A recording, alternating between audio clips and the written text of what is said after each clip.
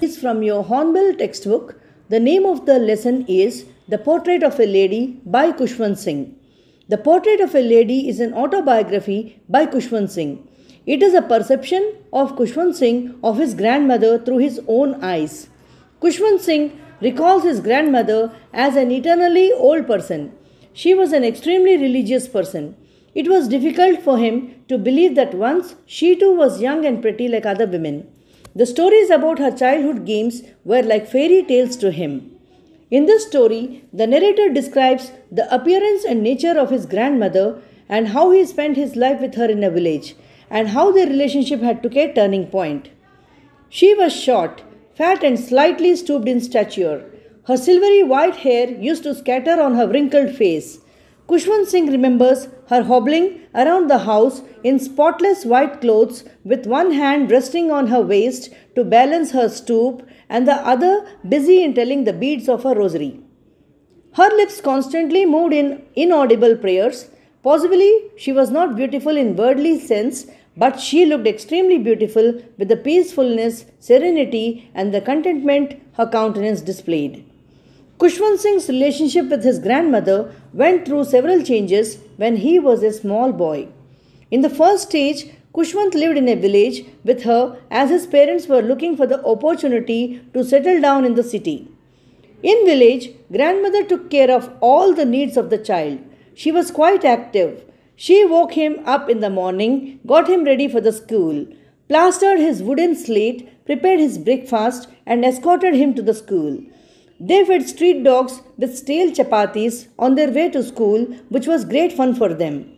She helped him in his lessons also. It was her domain, and she was the queen of her kingdom. In this period, she was the sole unchallenged guardian, mentor, and creator of the child Khushwant.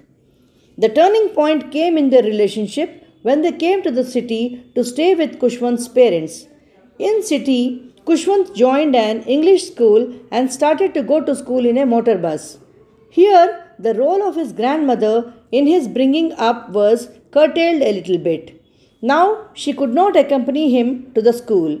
Despite taking lot of interest in his studies, she could not help him in his lessons because he was learning English, law of gravity, Archimedes' principle, and many more such things which she could not understand, and this made her unhappy.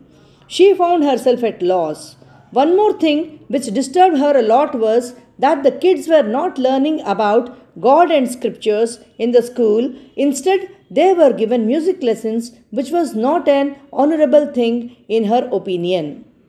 To her, music was not meant for gentlefolk. It was meant for beggars and prostitutes only. She highly disapproved this, and as she could not change it, she was dismayed and withdrew herself to some extent. Perhaps she realized that in the makeover of the child, her role was finished, and this very thought saddened her most. After finishing school, Khushwant went to university. He was given a separate room. The common link of their friendship was snapped. His grandmother confined herself to a self-imposed seclusion. She spent most of her time in reciting prayers and by sitting beside her spinning wheel.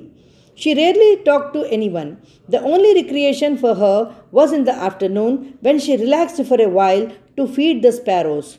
A kind-hearted person in a village, she used to feed street dogs. Here in city, she focused on birds and they too became very friendly with her. This was the phase when she found herself totally isolated and aloof, but she braved this isolation with grace and dignity. Khushwant's grandmother was a strong character.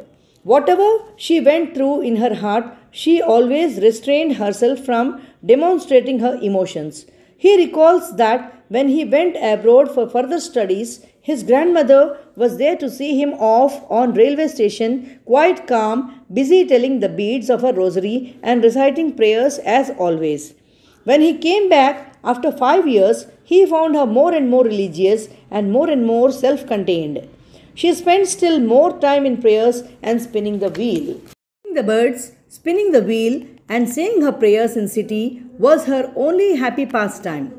But just the day before her death, for the first time, she broke this routine and gave up her prayers. That day, she sang the songs of the homecoming of the warriors on a withered drum along with the ladies of neighborhood in order to celebrate her grandson's return from abroad. Next morning, she got ill. Although the doctor said it was a mild fever and would go away, she could foresee that her end was near.